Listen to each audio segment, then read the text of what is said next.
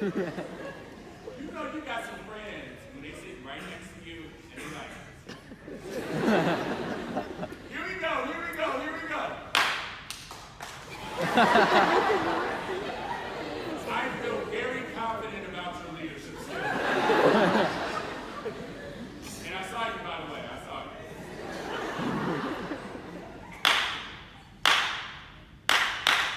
Yep.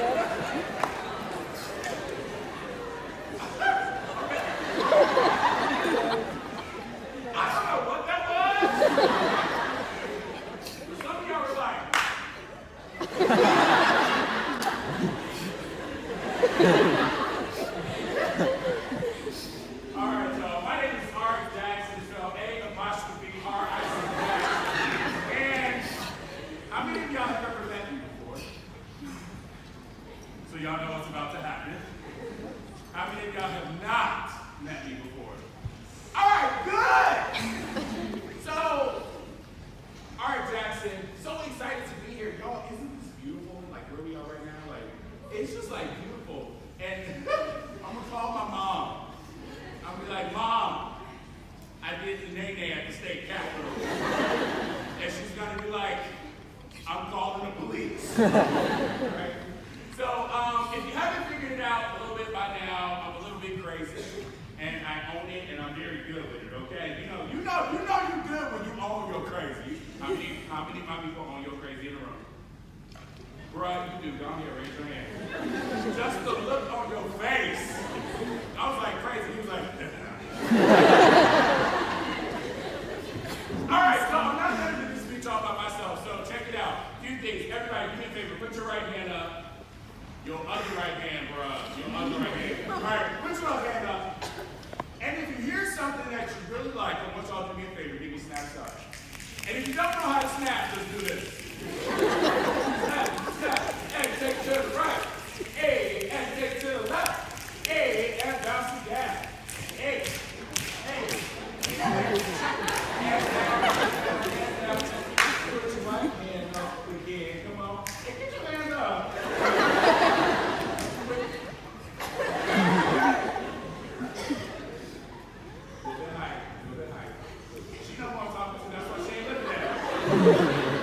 She's like, oh my God, he's talking to me. Put your right hand up again, come on. And put your left hand up again, come on. And if you really like what I'm saying, I simply need y'all to do this and raise the roof, hey. Raise the roof and take it to the right, hey. To the right and take it to the right.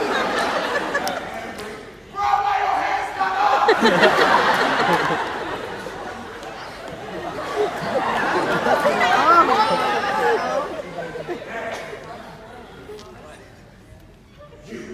That's you. Why your hands went up?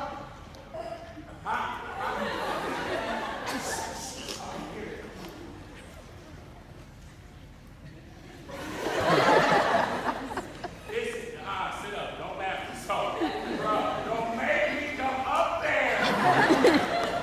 Breathe. You okay? Look, y'all got the drum roll. Look, he acting like he ain't even bad. Why you bad? All right. So, next thing, y'all, I was actually in Virginia, and I was on stage. I was at this conference, and I was on stage. There's like about 1,000 people in the audience, and I am on stage going hard. I'm going so hard, I'm like sweating bacon grease, right? Like, I don't even just sweat. I sweat the real stuff, bacon grease, right? And she's like, oh, you need to get that checked out. And so I'm on stage, I'm going hard, and then all of a sudden, I must have said something. And like 900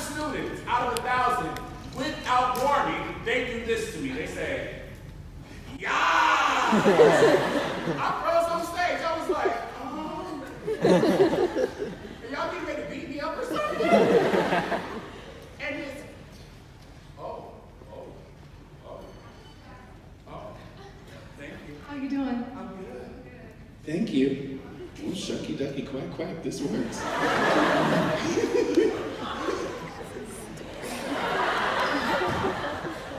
You okay? All right, so thank you, by the way.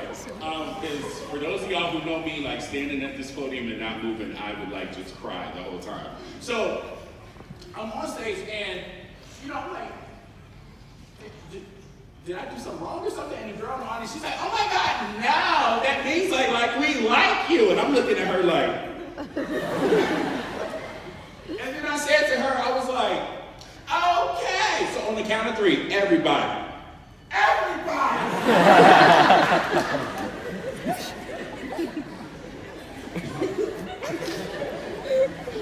You're gonna shoot your hands up in the air, you're gonna break your wrist, and when you're doing it, you're gonna say, God. So let's see what you got. Here we go. 1, 2, 3. God. Very good. All right, so whenever you hear me say don't be, I need y'all to say scared, okay? And I need y'all to say it so loud like you put history on these walls, okay? So here we go. Don't be scared. Don't be scared. Don't be scared. Okay. So now we're gonna have a little fun with the word, and I know we're at the state capitol, but listen, if we're gonna be people who, never let leadership go extinct, sometimes we gotta do that thing that other people don't necessarily do, but we still make it happen, and we make it look good.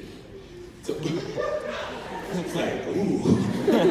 So, instead of saying the word scared, we're gonna have a little fun with it, and y'all are gonna say scared, okay? So let's see what you got. Here we go. Don't be scared. Ladies in the room, say hey. Hey. Ladies, I need y'all to do that thing that y'all do technically. I don't understand how y'all do it. I don't know if Optimus Prime made a deal with Eve back in the day, but it's this thing that y'all do with y'all neck.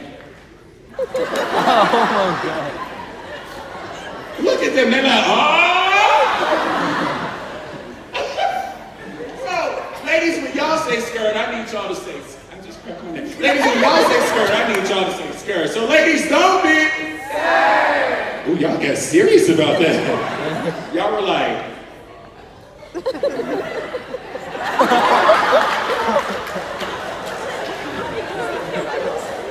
really just hurt my neck for real. All right, fellas in the room say, what was that? Y'all sound like some drunk Rottweilers or something. I said, hey, I don't know, like, let's try this again. Fellas in the room say, fellas, so since the ladies got something special, we gonna have something special too. Fellas, when we say skirt, what you gonna do is you gonna drop your voice, you gonna lean forward, and you gonna say skirt, and you gonna lean back on it. Ladies, stop laughing, stop doing our stuff.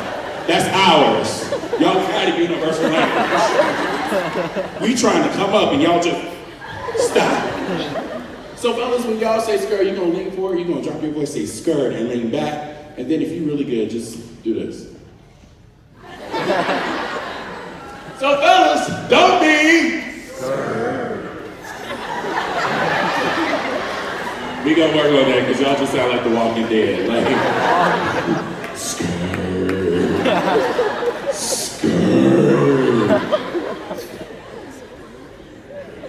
So ladies, you got this. Fellas, you got this. Everybody in the room, don't be scared. There's 3 things we're going to talk about to get this day started. Y'all having a good time so far? Yes? Yeah? How many of y'all are ready to be like Sierra and level it up? Y'all ready to level up? Okay, girl. She's like, absolutely. So it's 3 things we're going to talk about. The first thing we're going to talk about is don't be scared to destroy your box. The second thing we're going to talk about is don't be scared to do you. And the last thing we're going to talk about is don't be scared to get too mad. Some of y'all are like, bruh, you made me dance at the state capitol. I'm already mad at you. Now, before I go any further, ladies and gentlemen, listen, if you know me, you know I love to have fun. But the other thing you should know about me is I am going to keep it real. I'm going to keep it 110% real. I might say something you like. I might say something you might not like. I might even say something that gets up under your skin and upsets you a little bit. But I need y'all to understand, for the leaders that are in this room, in order for your leadership not to go extinct, it's not about you being liked. It's not about you liking me. It's about discovering and acting on the thing that makes the real difference. So truth of the matter, thank you. Some of y'all are like, oh snap, he dropping it like that. Yes, I am. But ladies and gentlemen, I'm saying all that to say, I am more interested, and listen, Linda, Linda. Look, I'm not here to make you like me, but I am here to spark something in the leaders. And I'm not even gonna call y'all the future leaders, because technically the steps that you're making right now, the things that you're doing, the decisions that you're making, the values that you're creating is currently shaping your leadership. So how many of y'all want to learn at least one thing that you could take to your leadership to make sure that your leadership does not go extinct? Yeah, it's about to go down. Yeah. All right, here we go. So first things first, remember when I say don't be, you say stirred. Here we go. Don't be stirred. To destroy your box. Ladies and gentlemen, let me be very clear. When I'm talking about your box, I am not talking about your comfort zone. The fact that you are even in student council, the fact that you're in a position where people get to see you so publicly, the fact that you are in a position where if you make one mistake, everybody is ready to put a target on your back. Am I talking to the right guy? Mm-hmm. Ladies and gentlemen, y'all already out your comfort zone. You are already out there in a way where a lot of people, they couldn't even handle it if they were in your position. So ladies and gentlemen, when I'm talking about your box, I'm not talking about your comfort zone. When I'm talking about your box, I am talking about that one thing that happened in your life that literally, when it happened, it shut you down and it changed how you interact with other people. When I'm talking about your box, I'm talking about that one thing that one person said as their opinion, but somehow you turned around and made it your reality. When I'm talking about your box, I'm talking about limitations. And the thing is that there's two types of limitations, ladies and gentlemen. Limitation number one is the limitation that other people put on you because they think they know you. They think they know what you're all about. They think they got you figured out, but they have no clue of who you really are. How many of y'all got people in your life right now, they think that they know you, but they really don't get it? Right. So, that's limitation number one, ladies and gentlemen. Listen, the truth of the matter is, listen, I was born and raised outside of Chicago, single parent home. Spent a lot of time. I know what it feels like for people to put a limitation on me. But the truth of the matter is, ladies and gentlemen, that's one type of limitation. But the most dangerous limitation, ladies and gentlemen, is the limitation that we put on ourselves. The limitation that when we look at how things went in our family and now we all of a sudden just kind of make up in our mind, well, if they didn't do it, I can't do it. The type of limitation that when we look at where we live or the people who are around us, well, if they are like that, then maybe I'm going to be like that. That limitation is the hardest one to break because 99% of the time, we don't share that limitation with other people. Now, some of y'all may be looking at me like, look, bruh, okay, you dressed up nice, you're kind of funny, you're like a bootleg Kevin Hart, you bald, and you got big lips, bro. But you don't know what I have to deal with when I go back to school. You don't know what I have to deal with when I get back home. You don't know what I have to deal with on a daily basis with people who are smiling in my face, but I know that they're talking about me behind my back. How are you gonna walk up in here and tell me to destroy my box, and you don't even know me like that? You know, I'm putting it to you like this. You weren't there. You weren't there when I was a little boy and I used to cry myself to sleep almost every single night because of the simple fact I wanted my dad to be a part of my life, but he was more interested in women than having a son. You weren't there. You weren't there because my dad wasn't being a man. It took my mom to work not only one, but two jobs to take care of me and my baby girl sister to make sure that we had food on the table and we could go to school with no problem. You weren't there. You weren't there when my mom, she lost those two jobs. And when she lost those two jobs, we ended up on what they call public assistance, which is a fancy way of saying we were on welfare. And literally, the beginning of the month was always a good time because we had food in the refrigerator. But towards the end of the month, it got really hard because we hardly had anything. And sometimes my mom would ask me, Art, do you want seconds? But because I feel like I'm the man of the house, I'm saying to her, no, Mom, you eat it. And some nights I went to bed hungry. You weren't there. You weren't there that Sunday afternoon at my grandmother's house. Sunday dinner. Y'all, we having macaroni and cheese. Ham on the bone. My grandmama's homemade cornbread. How many of y'all got that grandmama that could just take sunflower seeds and make a turkey out of it? Yeah. But to top it all off, y'all, we had some red Kool-Aid.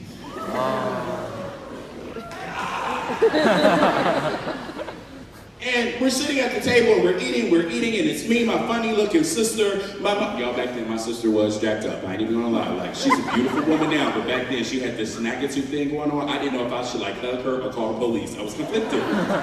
Like, she's beautiful now, but back then the struggle was real. And so, it's me, my sister, my mom, my grandmother, my grandfather, my two aunts sitting across the table, and there's a space open, and I'm eating, and all of a sudden I stop and I look around the table and I say, "Where's Dad?" My grandmother, she stops, and she slowly looks up at me, and she gives me a look as if to say, "We're not gonna have that conversation now." She never says a word. She puts her head back down. She continues to eat. I do the same thing.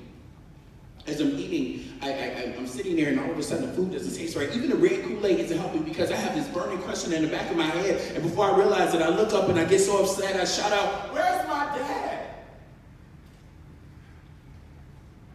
My grandmother, she stops. She slowly looks up. She pushes away from the table. She gets up. She walks over to me. She grabs my hand. She pulls me into the kitchen. She sits me down. And then she picks up the phone. And the next thing you know, I hear her say, "I don't care where you are. Get here now." An hour later, I'm sitting downstairs in my grandfather's den, and I'm sitting in my dad's lap. I'm crying so hard, I'm literally choking all my own tears. My chest is getting tight. But with every breath that I can grab, I'm saying, "But Dad, why don't you want me? Dad, why don't you love me? What did I do wrong? I'm sorry." You know what my dad said to me? "Sorry, son. I'm just too busy." I was only 9 years old. And it was in that moment when my box got built. And this was my box. I'm not good enough, I'm not wanted, I'm not loved. What does this have to do with you, GASC? Ladies and gentlemen, if you're gonna be someone who never lets your leadership go extinct, sometimes we have to address that box. Sometimes we have to look at the thing that we don't like to look at, but the thing is that box will get in the way of some of the biggest opportunities. Don't be that person where when the box shows, when the opportunity shows up, your box is in the way so much you can't even see it. Now,